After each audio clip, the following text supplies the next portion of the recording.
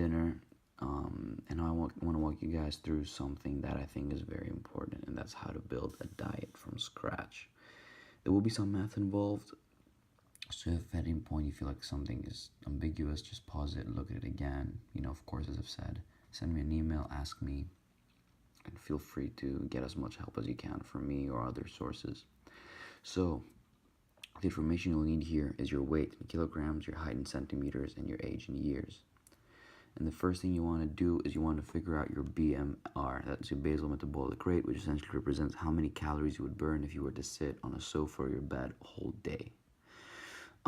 This is the equation that I've used. It's the one that was revised in 1984, and it's called the Harris-Benedict equation. And it differs for men and women. It's the only point throughout this whole process where men and women essentially have to do something different, and that's this equation. So essentially the equation is right here for the BMR of men, and this is the equation right here for the BMR of women. So you can probably pause it if you want to write down the equation, and essentially plug in your weight. You plug in your weight right here, you plug in your height right here, and you plug in your age right here. The only thing you do is literally multiply and add things together, and that will give you your basal metabolic rate. So in my case, this came out by adding in I'm 76 kilograms, 178 centimeters in height, 21 years of age, and my BMR is essentially 1,842 calories. So if I were to sit in a bed all day long and do nothing, and this is how many calories I would burn. Sorry for my finger being right there.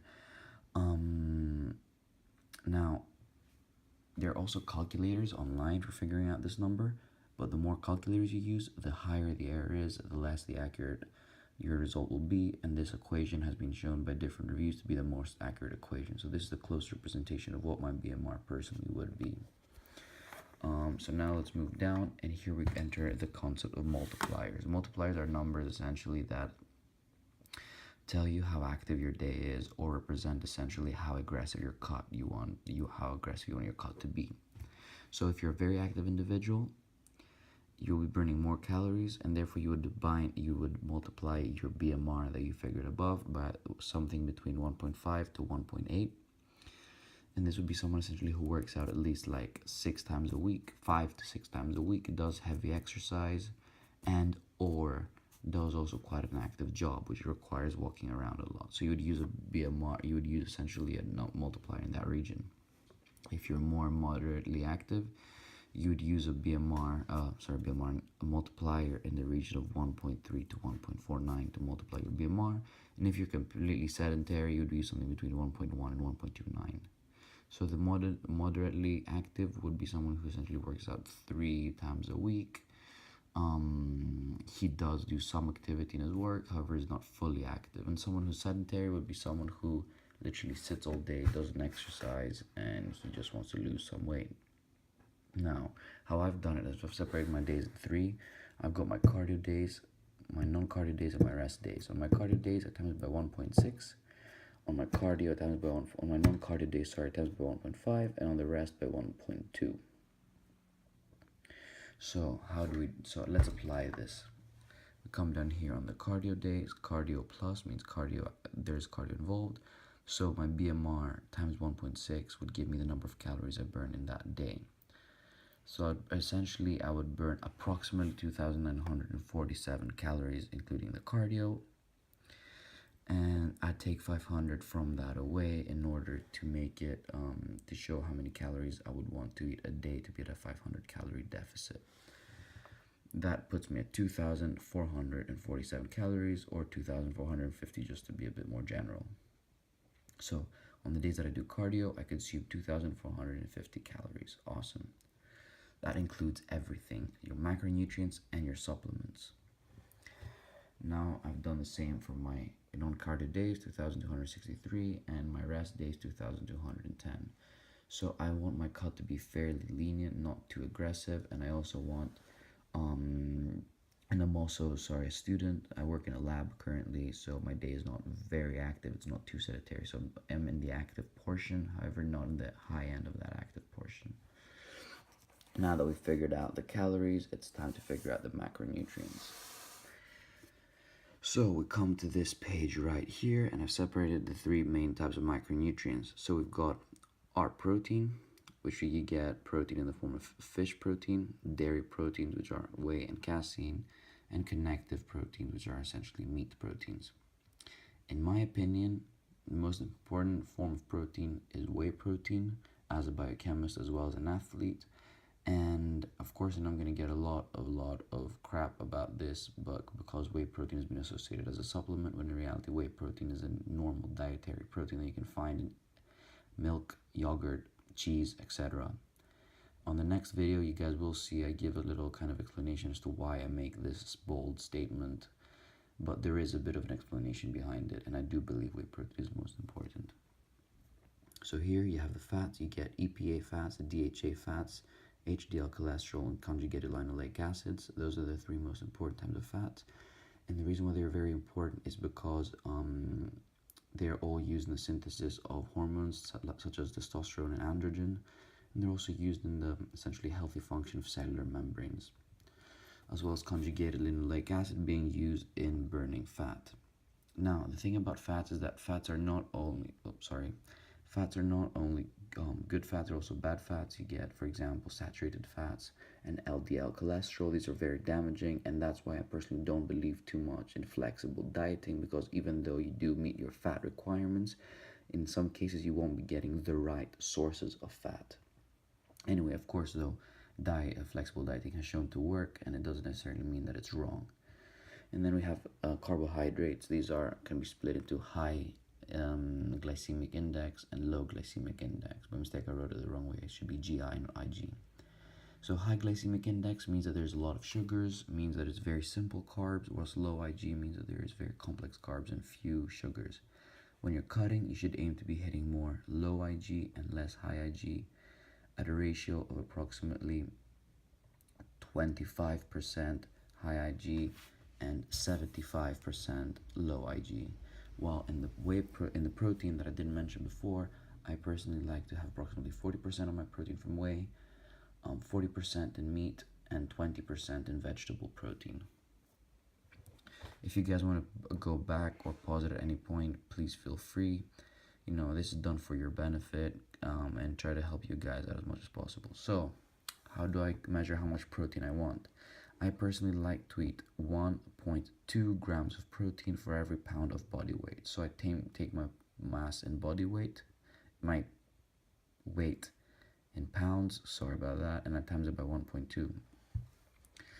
So here you go. The way that you get your mass in pounds is by timesing it by 2.2. Kilograms times by 2.2 gives you pounds, and then times by 1.2. So essentially, in all days, regardless of the day, I will eat 200 grams of protein, regardless of if that is rest, cardio, or non-cardio.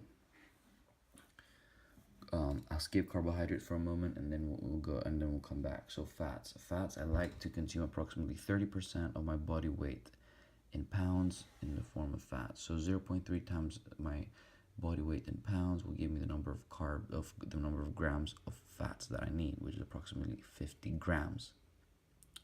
Hope this makes sense, because 30% of 167, which is my body weight in pounds, gives me 50 grams approximately. And again, this is the number of fats, or the amount of fats that I eat, regardless of if it is cardio, non-cardio, or rest. Now, carbohydrates will essentially be the remaining calories will come from carbohydrates. So we need to know that every gram of carbs has 4 calories, every gram of protein has 4 calories, and every gram of fat has 9 calories. So I used my cardio day as an example to show you how I figure this out. So I do 2,450, total number of calories, minus 4 times 200, minus 9 times 50, which gives me essentially the number of calories that come from carbohydrates. So what do? I take the total number of calories, take away 4 times the calories from protein, take away 9 times the calories from fats.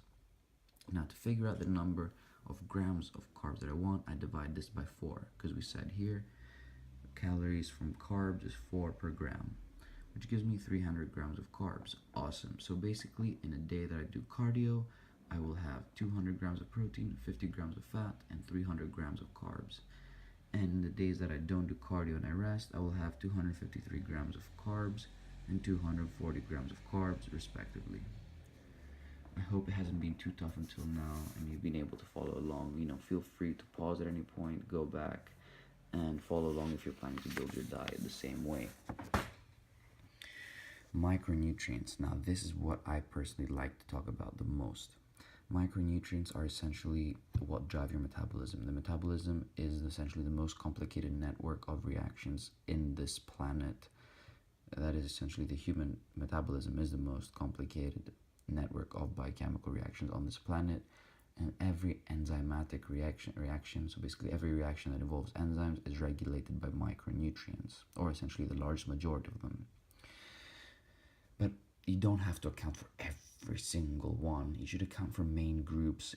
Micronutrients should be tailor-made generally. They should be essentially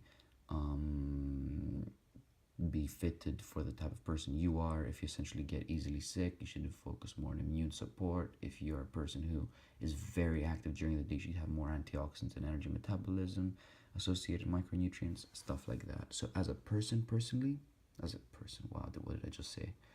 As me, I like to have my fiber. 13 grams per 1,000 calories of your diet should come from fiber. So you divide your total number of calories by 1,000 and times by 13.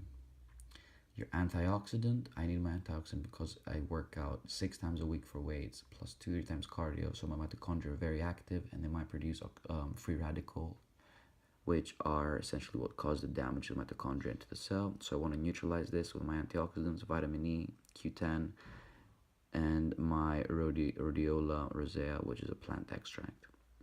Immune support, I get my vitamin C, vitamin A, and beta carotene. I get these from a multivitamin. The multivitamin I take is Optiman personally, but sometimes I might also take the Centrum Performance. And then healthy muscle and bone health, you get vitamin D and calcium. We know calcium is what is actually causing the muscles to contract when a signal is received from the central nervous system, and vitamin D helps with the absorption of calcium, helps with muscle toning, as well as strong bones. And the last thing I need is an energy metabolism to essentially enhance my energy metabolism due to my active life with respect to training. So I have my vitamin D, my vitamin K, and my Q10. What's up, guys? Good morning, and what a great day. Sorry for the video yesterday. I did sound so exhausted on the video about my diet, and I did not mean to give off that vibe. But honestly, it was a 9-hour day in the lab.